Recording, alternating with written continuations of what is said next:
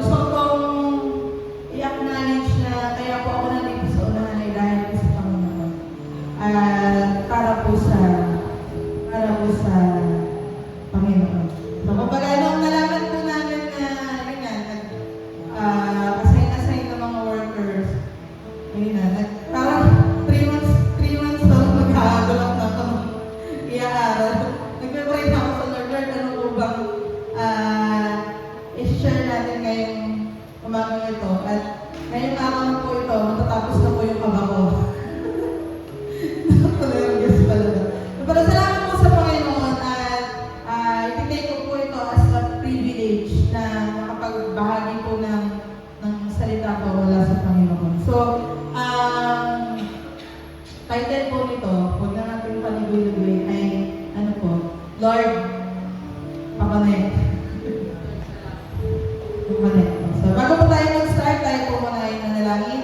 Panginoon, nagpapasalamat po kami ngayong umagang ito, Lord, sa pagkakataon po na makarinig po ng salita po mula sa iyo, Panginoon. Dalangin po, Panginoon, na ang bawat words, ang bawat verses na nanggaling po sa iyo, Panginoon, nagkaroon po ito, Panginoon, na mensahe sa aming po mga puso, sa aming po mga isip, sa pamuhay po namin ito, magkaroon po kami ng application nito, Panginoon, sa aming po mga buhay, Panginoon. Na-acknowledge namin, Panginoon, na palagi ka po mabuti sa buhay po na bagay sa amin, Panginoon. Maraming salamat sa pangalan ni Jesus.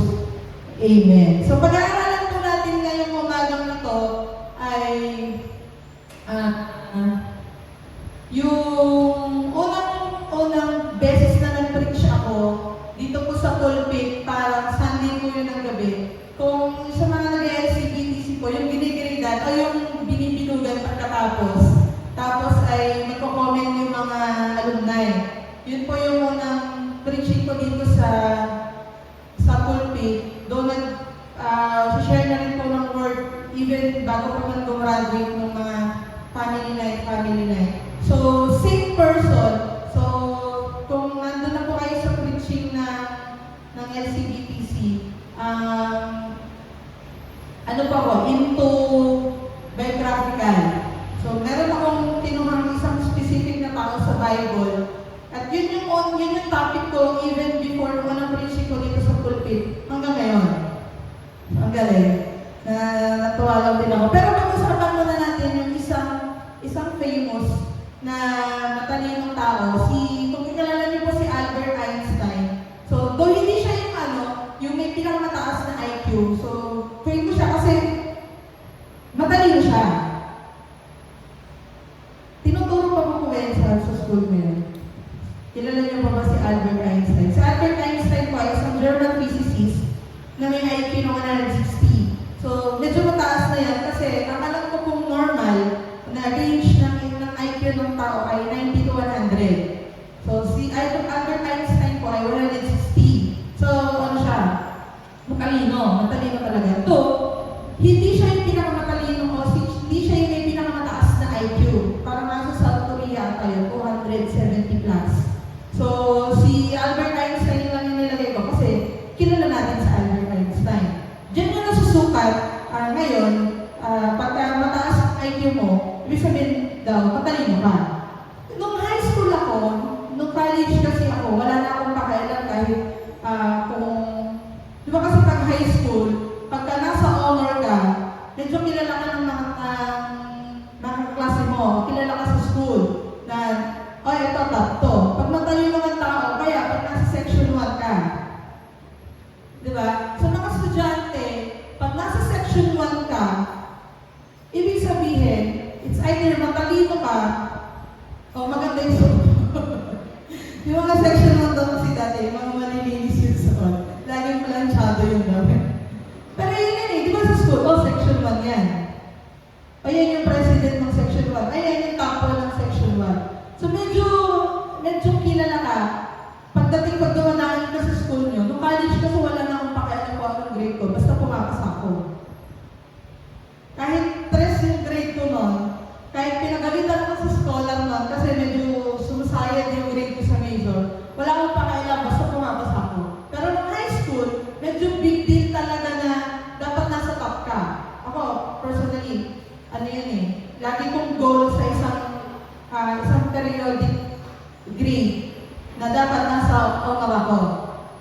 Kasi nung high school, kung kilala niyo si Ma'am Puhen dyan sa Luzon, dati, kada quiz o exam namin sa math, nakapost dun sa bulletin board niya kung sino yung natataas na grade.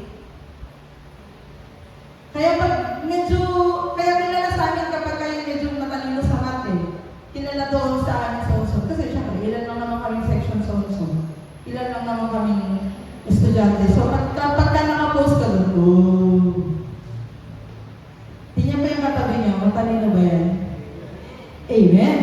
Talino yan. Ngayon po, pag-usapan natin yung isang famous na character sa Bible, nakilala po siya sa pagiging isang, bukod sa mayaman, kilala rin po siya bilang isang matalinong tao. Yan po ay si King Solomon. Kukunin natin yung storya ni King Solomon sa book ng First King. Ayan, so kilala niya naman si Solomon. Si Solomon ay isang matalinong tao, isang mayaman na tao na naging hari ng Israel. Ang kanya pong mga magulang ay si King David at saka si Bathsheba. Ayun, yan yung monarch nung time. Monarch niya kasi king and queen yung nagre-reign dyan eh. So, yan yung kanyang mga magulang. So, kinuha ko po yung picture na yan. Hindi po yan yung actual na picture ng pamilya ni King Solomon at ni King David. Kinuha lang po yung sa Superbook. Baka medyo animated, saka medyo catchy yung picture. So, kilala natin si King Solomon. So, si King David muna, yung tatay niya, ay kilala siya bilang siya yung tumalo kay Goliath. And then, naging king siya ng Israel. And then, ayun, pinaboran siya ng Panginoon. Nakilala niya si Bathsheba na yung unang asawa ni Bathsheba na si Urias ay pinronta niya sa isang laban. So, naging asawa si King David at si Bathsheba. Nagkaroon muna sila, bago si King Solomon, nagkaroon sila ng unang anak. So, dahil si King David ay hindi nalugod ang Panginoon doon sa ginawa ni King David na ipinronta niya si Urias doon sa labanan, ang consequences ng kanyang ginawang yun ay mamamatay yung unang anak nila ni Bathsheba. So, yun po ay hindi na napakalanan sa Bible. So, bago pa si King Solomon, meron pang unang anak si King David, saka si Bathsheba. So, yun po yung yun yung kanyang naging storya. So, hanggang sa nung matanda na si David, yun nga, namatay na. Nung matanda na, tapos may sakit kasi noon, matanda na siya, tapos hanggang sa namatay si King David, yun, nag-succeed na si King Solomon bilang hari ng Israel. Kaya lang, bago pa maging hari si King Solomon, meron siyang naging problema. So, meron nag-claim ng throne bago pa man namatay si King David. So, yun ay si Adonias. So, parang si Adonias, nagsiselebrate na siya. So, hindi pa patay si King David, nagsiselebrate na siya. Umiikot na siya doon sa buong bayan. Pinagkakalan niya na ako na yung susunod na hari. Tapos, nagkaroon na sila ng celebration. Tapos, in-invite niya yung mga tao, liban kay Haring Solomon, saka doon sa mga faithful na tao ni King David. So, in-invite nila yun. Ay, hindi sila in-invite nung nagse-celebrate na. So, nakita ni Bathsheba, nalaman ni Bathsheba yung pangyayari niya. So, ano nangyari? Lumapit si Bathsheba kay David, sabi niya, parang ang sabi niya ay ganito, gawin mo ng hari si Solomon ngayon. Kasi nandun si Adonias sa labas, nagse-celebrate na siya yung hari.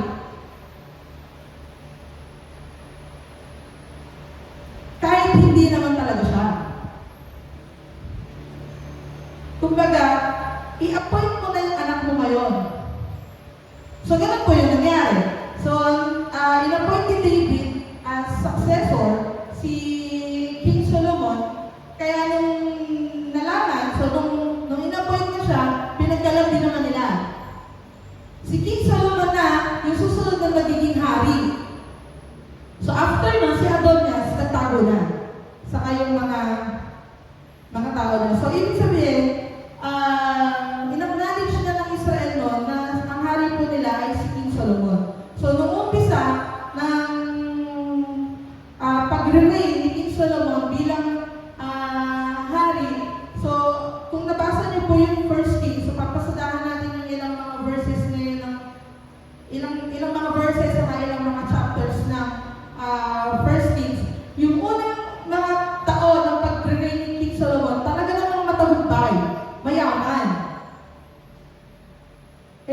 So ngayon, aaralin natin yung ilang mga pwede natin makuhang puntos, o ilang pwede natin makuhang lesson doon sa timeline ng pagre-reign ni King Solomon bilang hari sa Israel.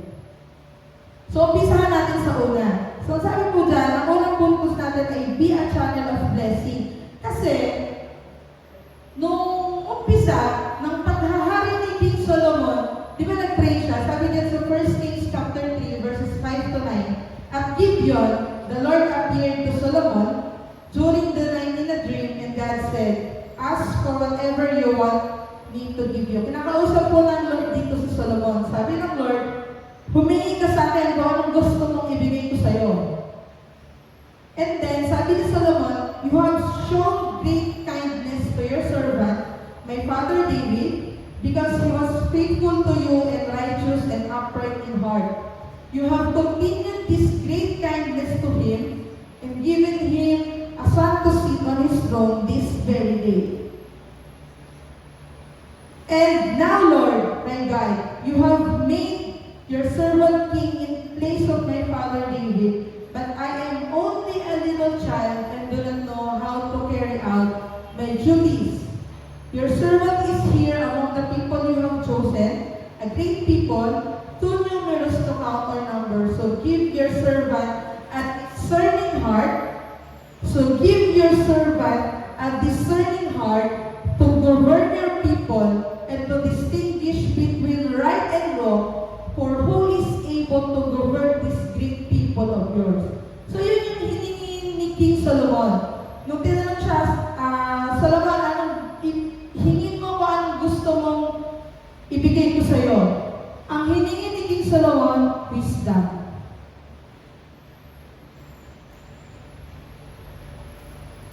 Give me, Lord, a discerning heart to govern your people and to distinguish between right and wrong. Kung tutuusin, si King Solomon, pwede siyang humingi ng yaman. Pwede siyang humingi ng strength para sa sarili niya. Pwede siyang maging makasarili ng time na yun kasi tinatanong na siya ng Lord, anong gusto mong ibigay ko sa'yo? Lord, bigyan mo po ako ng iPhone, yung bagong palabas na iPhone, 17. Meron ka bang 17? Wala pa. Ang bilis kasi ng facing ng iPhone. Lord, pengi po ng, bagong sasakyan, yung latest. Pwede mo humingi ng gano'n si Solomon, Lord, bigyan mo ka ng magarbong karwahe, bigyan mo ka ng magarbong tirahan, bigyan mo ka ng masaganang lupa. Pwede gano'n eh. Actually, wala namang pumasamang humingi tayo sa Lord ng mga personal natin gusto. Pero si King Solomon, kaya siya tinalugdan ng Panginoon dito kasi yung hiningi niya, hindi lang para sa sarili niya.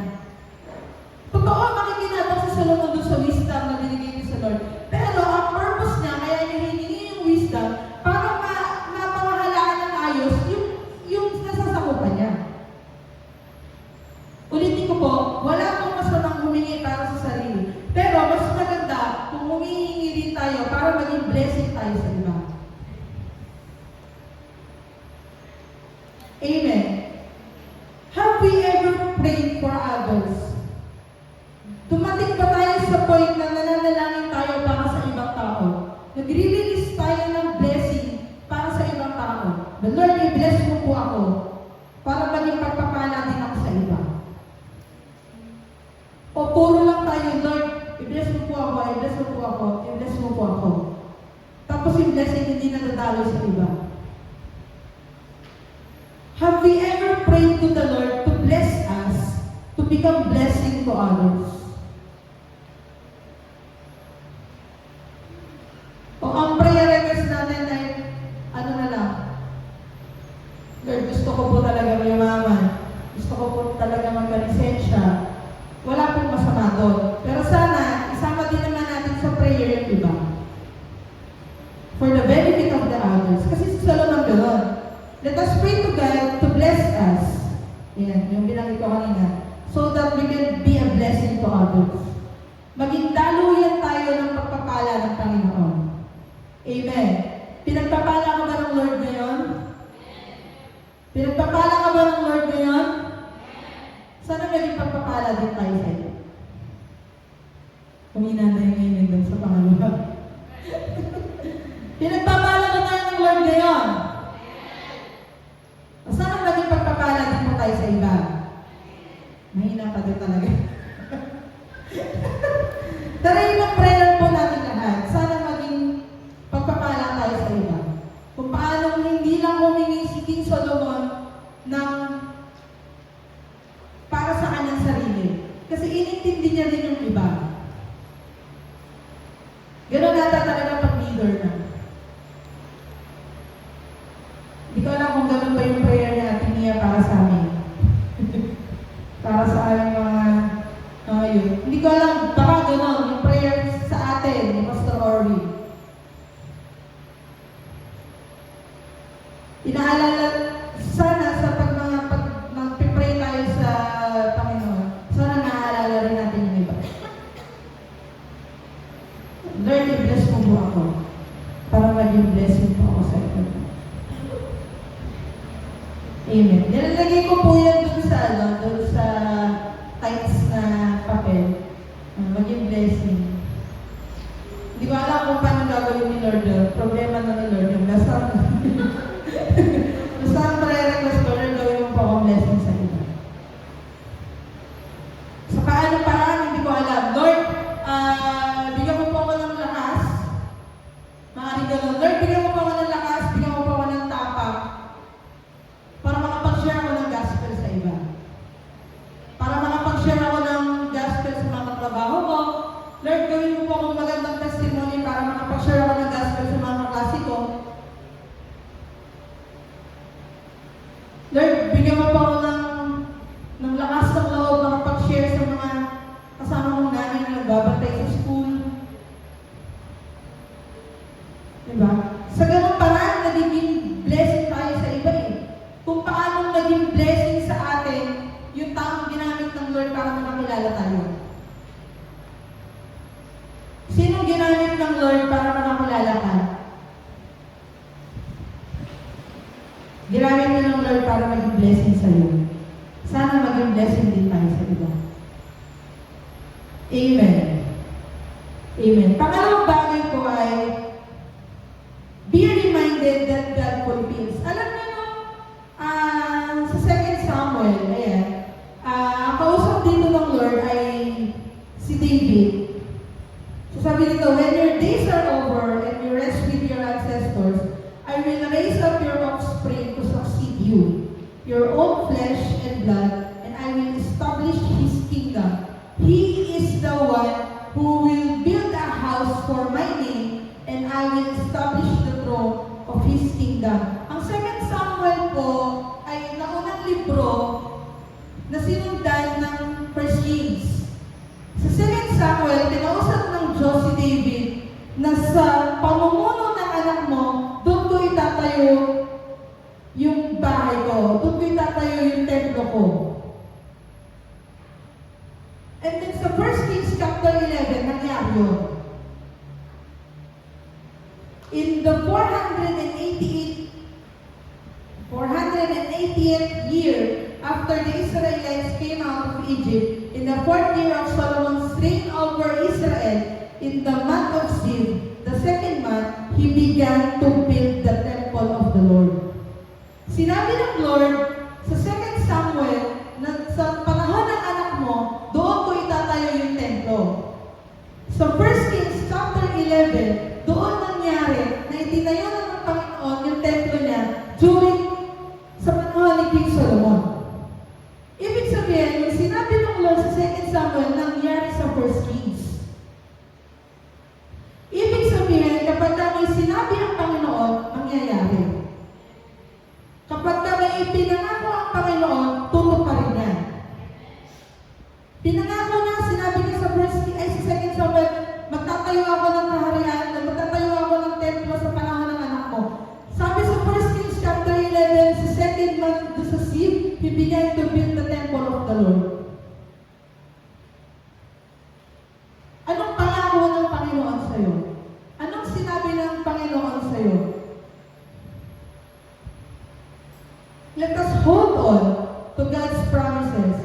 because He fulfills.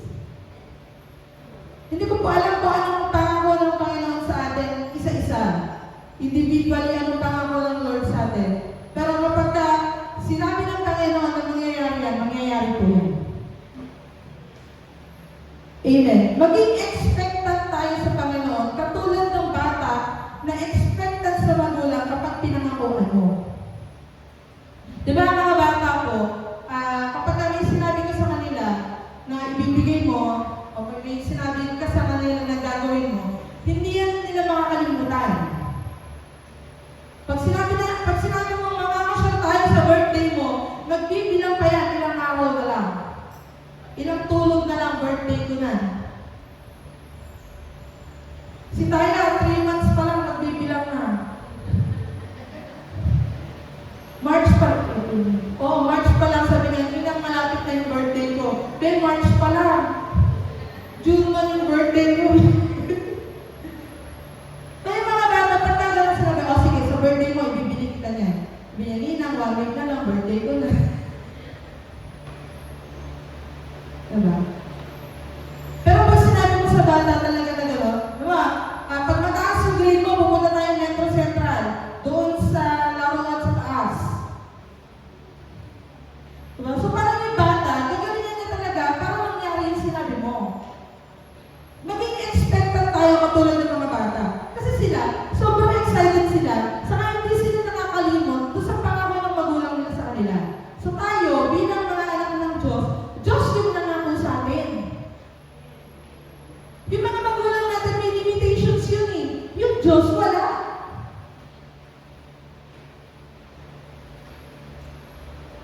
Di ba po? So maging, kumbaga panghawakan natin talaga, di ba kung paano po ipagtututukan talaga na panghawakan natin yung pangako ng Lord sa atin? Kasi Diyos yun.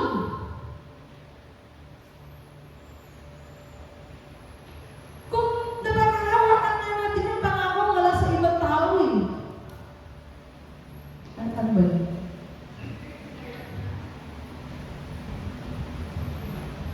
Kung nagtitiwala nga tayo sa salita ng tao, bakit hindi tayo mas magtiwala sa salita ng Panginoon? Amen. Pag sinabi ng Lord, magkakaasawa ka ba? Amen. Kung narinig mo talaga yun sa Lord, mangyayari yun. Pag sinabi ng Lord sa'yo, makakagraduate ka, makakagraduate ka talaga kasi sa Lord ang galing yan eh. Pag sinabi ng Lord, gagamitin kita sa gano'n, dadalhin kita doon. Kung sa paano parang gagawin ng Lord yun, hindi ko alam, pero nangyayari yun kasi sinabi yun ng Panginoon sa'yo. Kung sinabi ng Lord, magkakaayos kayo. Amen. Mangyayari yun kasi sinabi ng Lord.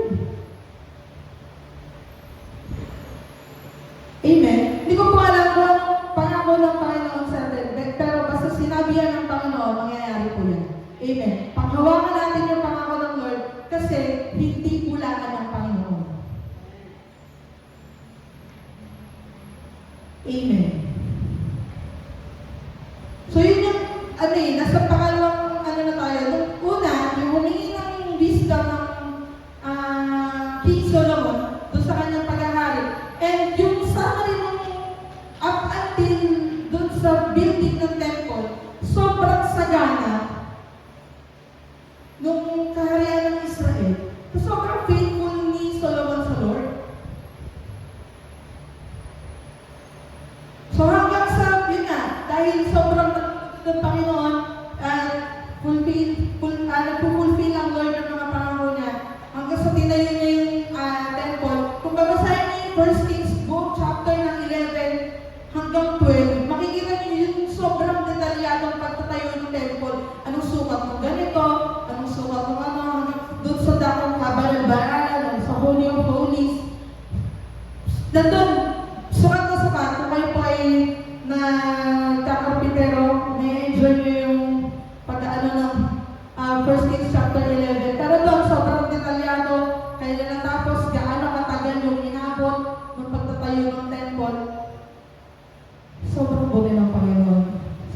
faithful ng Panginoon. Amen. And then sa pangatlo, yung una ay be a channel of blessing na ano natin dun sa buhay ni King Solomon. Pangalawa ay be reminded that God fulfills. Yan nga, yung tumutupad ang Panginoon sa pangako niya. At pangatlong bagay is be mindful of our companions. So binanggit ko po kanina, doon sa umpisa nung kwento, bago pa man naging hari si King Solomon, di ba meron si Adonias, meron siyang mga hindi in-invite na tao. Bukod kay King Solomon, meron pa siyang mga hindi in-invite na tao. Yun yung mga faithful na officials ni King David. So sa 1 Kings chapter 4 verses 1 to 6, so si King Solomon ruled over all Israel, and these were his chief officials. Yung iba dito, na-retain niya, kasi yung iba ay matanda na. So yung iba, pinalta niya na. Pinalta niya ng mga kamag-anak din, o ng mga anak din, ng mga faithful officials ni King David. So sabi dito, si Azarias, son of Zadok, the priest, si Elihorep and Ahijah,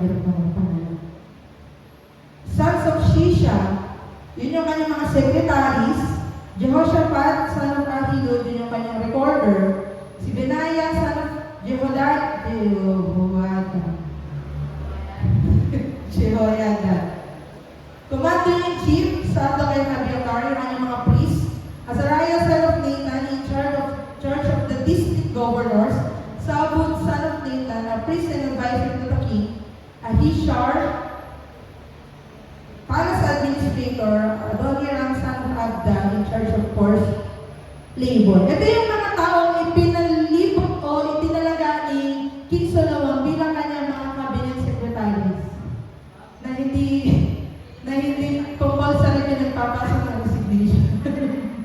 Diba? Ito yung mga, sa ngayon, yun yung mga nasa mga opisyal ni King Solomon, yung kanyang pong paghahari. And kung babasahin niyo po yung 1 Kings chapter 4 onwards, sobrang faithful nitong mga tao ito sa kanya.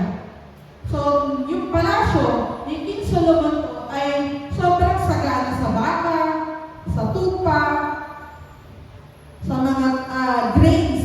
Kasi, napapamahalaan ng ayos yung buong kingdom. Yung governors niya, may binanggit dito mga governors, buwan-buwan, nagpapadala sila ng pagkain sa palasyo. Kasi napapaligiran si King Solomon ng mga faithful na tao. So tayo, iingatan natin kung sino yung mga nakakasalamuhan natin. So, make sure na yung mga kasama natin, ilalapit tayo sa Panginoon. Mahalaga na mindful tayo, mahalaga na aware tayo doon sa mga nakakasalamuhan natin. Amen. Ang piliin mong tao, yung i-invite ka sa youth ka, nakatid. Ang piliin mong kasama, yung aakitin ka, umaten ng gawain ng Lord. Tara, church tayo. Tara, punta tayo ng family night. Diba? Ako po personally sobrang nagpapasalamat ako, sa inyo. Kasi po ay, nung time na, nagliligalig ako.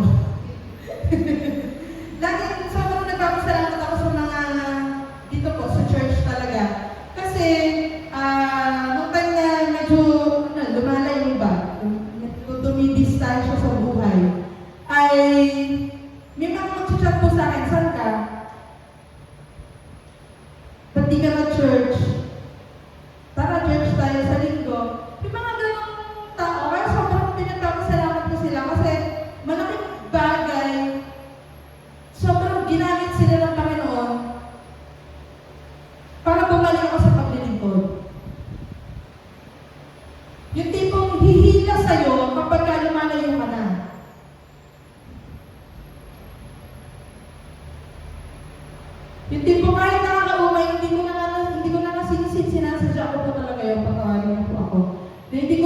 hindi ko talaga sinisin yung mga chat na, saan ka? Yung mga ganun, saan ka? Gawa lang. Pero pag nag-chat si Ma'am sa akin, saan ka? Uy, yan ako. Ang gano'n, saan ka? Bakit wala ka? Bakit di ka umuwi? Mga gano'n. Kaya, sobrang, hindi ka alam kung record ba talaga umiyak pag nag-bridge.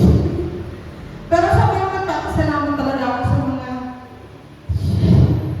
kaya sobrang salamat sa mga taong ginamit talaga ng Lord para bumalik ako. Yan, sobrang salamat po sa inyo. Salamat po sa Panginoon. Kaya mahalaga na yung na tayo, napapalibutan ng taong malalapit sa Panginoon.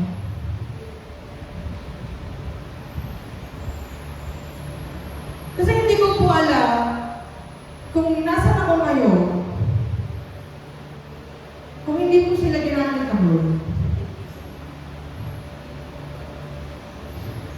Baka hindi na po ako sa church ngayon.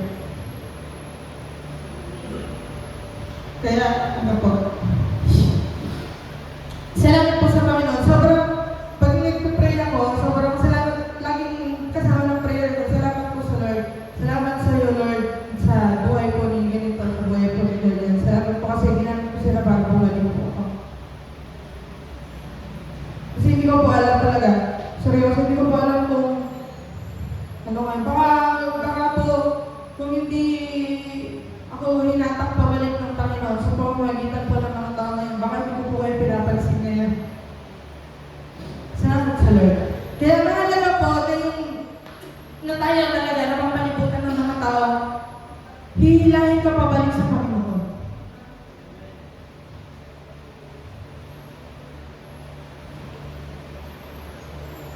Kasi tingnan niyo po sa 1 Kings chapter 11, ito na yung nag-start na yung downfall ni King Solomon.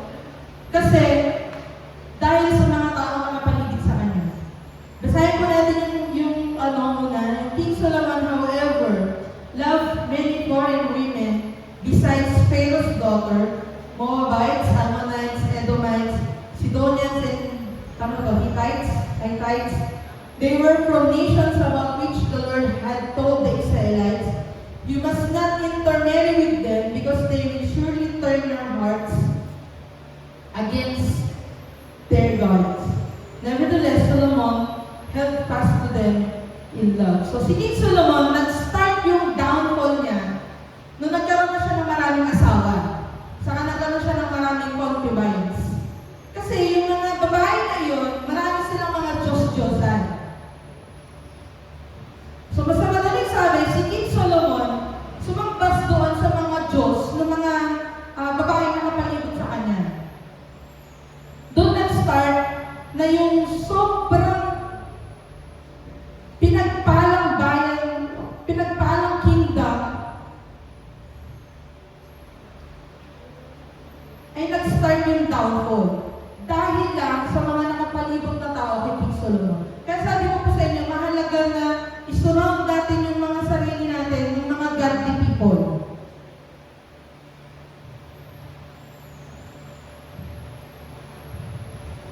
Ito po, he had 700 wives, yung sa susunod na verse, of royal birth and 300 concubines. Ibig sabihin, 1,000 babae. Led him astray.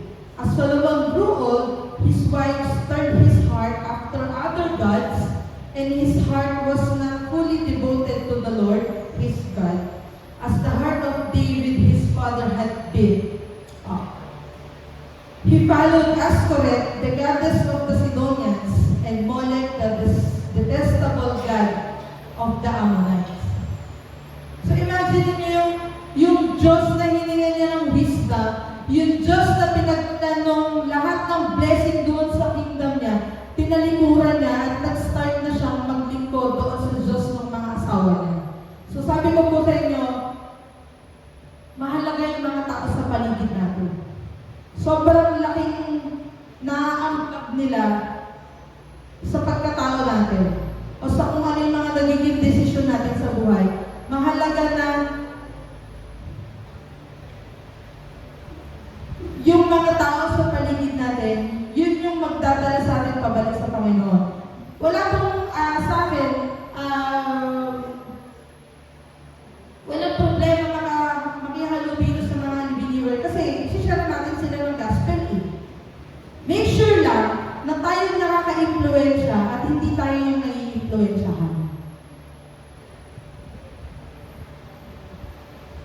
You should be the one influencing others rather than being influenced.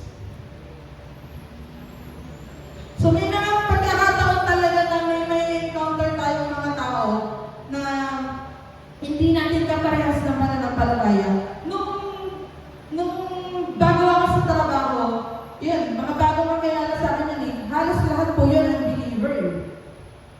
Tapos sila yung araw-araw mo halos kasama. So make sure na ikaw yung nakaka-influensya sa kanila. Hindi yung ikaw yung nai-influensya nila. Ang masarap kasi dito, doon sa, yun nga, yung start na ng downfall ni King Solomon, siya yung na-influensyahan.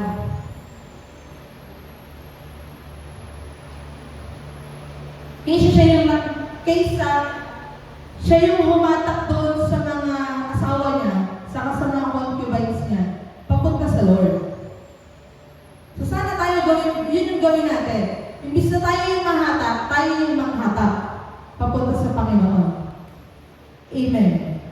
Amen. So tayo, alam ko may mga nakakasalamuha tayo na mga unbeliever sa trabaho, sa school. Di naman lahat ng nakakasalamuha natin talaga.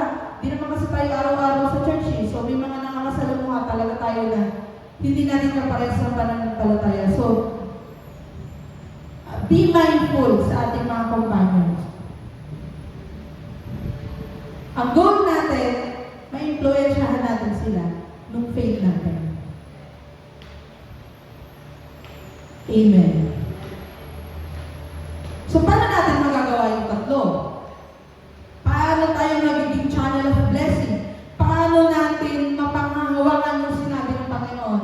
At paano tayo, di ba, nung time na ang kasama ni King Solomon ay yung mga faithful na tao sa kanya at hindi siya inilalay sa Lord, sobrang sagana ng kingdom.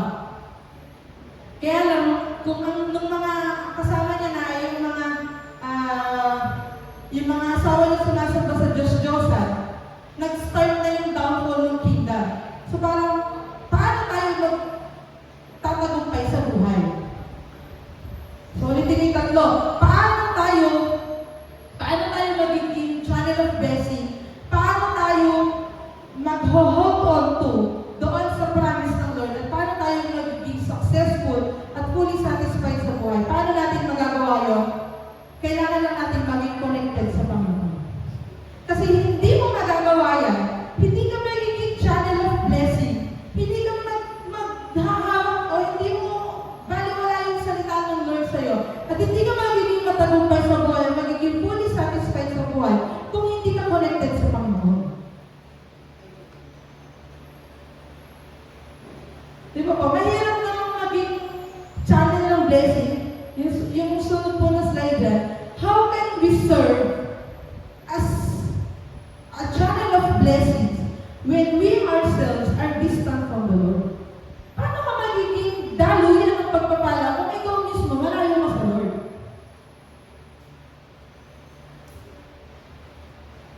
Paano ka magiging vessel? Paano ka magiging yung sa tubo, kung putol? Paano dadala yung tubig sa gripo kung putol ka doon sa pinaka-source? Kung putol yung tubo? Paano ka magiging daloyan ng pagpapala kung ikaw mismo malayo ka sa Panginoon?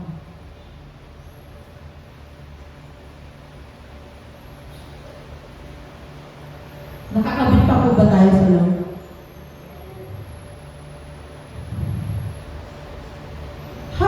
We hold on to the promises of the Lord if our hearts are distant from Him. Paano natin panghahawakan yung mga pangako ng Lord sa atin kung malayo yung puso natin sa Lord? Iba tayo, wala naman tayong pakialam o walang effect sa atin yung salita ng ibang tao kasi hindi naman natin sila kilala. Baka maging ganun yung effect ng word ng Lord sa atin kung malayo tayo sa Panginoon. Diba? Yung mga magulang na malayo yung loob sa anak, parang yung salita ng mga magulang baliwala sa anak eh.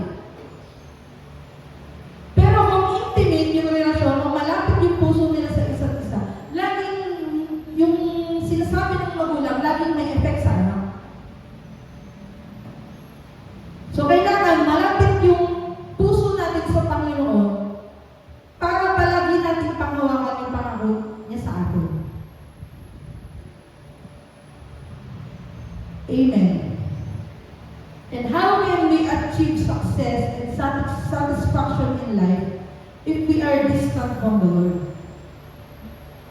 Paano natin ma-achieve yung tunay na standard ng success kung malayo tayo sa Panginoon? We cannot be a blessing to others if we aren't connected sa Lord. We cannot hold on to God's promises if we aren't connected sa Lord. And we cannot be fully successful sa buhay if we aren't connected sa Panginoon. Kaya kailangan natin kumonek talaga tayo sa Panginoon. Magagawa lang natin yun, yung tatlong bagay na pinag-usapan natin kanina doon sa buhay ni King Solomon. Mangyayari lang yan kung nakadikit tayo sa Panginoon. Kung hindi po natin ang magagawa. How do we practice staying connected sa Lord? Kapag naintindihan natin na nothing is better than the Lord, ano bang dahilan mo para hindi ka kumonek sa Panginoon? Kapag naintindihan mo na wala nang hihigit sa Panginoon, ano bang dahilan mo para hindi kumonekta sa Panginoon? Tayo, magkaroon tayo ng self-evaluation. Sa lahat ng ginawa ng Panginoon sa atin, ano ba ba ang rason para hindi tayo maging faithful sa Panginoon? Pinagaling ka ng Lord, binless ka ng Lord, pinakilala ng Lord sa kanya, pinakilala ng Lord yung sarili niya sa'yo. Sobrang binless ka ng Lord sa mga tao sa paligid mo, puno lagi yung hapat nyo, malakas ka, wala kang sakit. Ano bang dahilan para hindi tayo maging connected at maging faithful sa Panginoon? Kung lahat ng bagay, lahat ng mabubuting bagay, kayang gawin ng Lord sa buhay mo, ano bang reason para hindi tayo maglingkod sa Panginoon?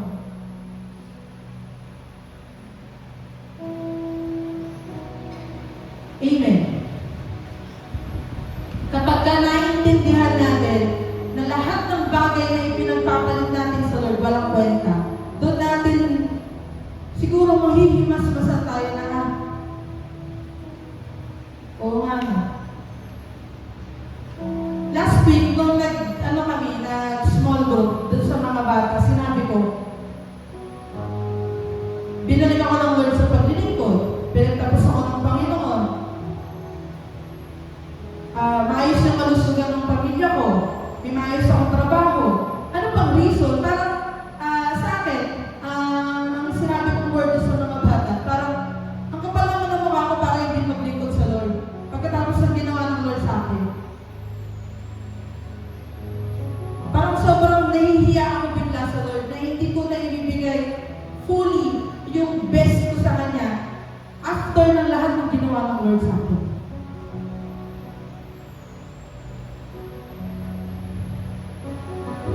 Kumain tayo sa Panginoon. Amen. Magpagamit tayo sa Panginoon. Kasi sobrang buti ng Panginoon sa buhay natin. Lahat ng sitwasyon na hindi pumapagod sa atin, kaya siyang, yung i-turntable ng Lord. Yung chorus kanina nung tapat kayo pa, pagkat lagi kong nararanasan, pag-ibig mong hindi kayang tumbasan ng kahit sino pa man. Ang Lord lang yung kaya mong mahal sa atin nang higit na kahit sino pa man. Kapag naintindihan natin na walang kayang ibang gumawa ng ginagawa ng Lord sa atin, talaga namang Lord, makunik. Maglilingkod ako, Lord. Aatag ako ng ito, magpipray ako, mag-devotion ako.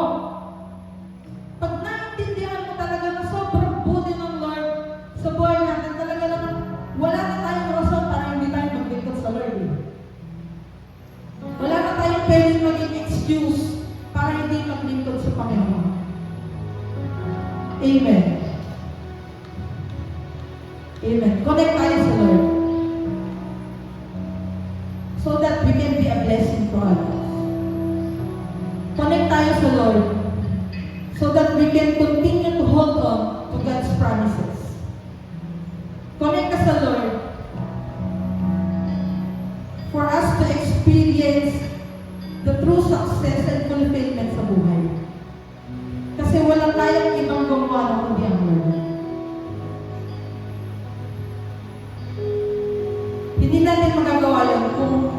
tayo nakakonect sa Lord. Kung putol tayo sa Panginoon. Amen. Tayo po tayo lahat.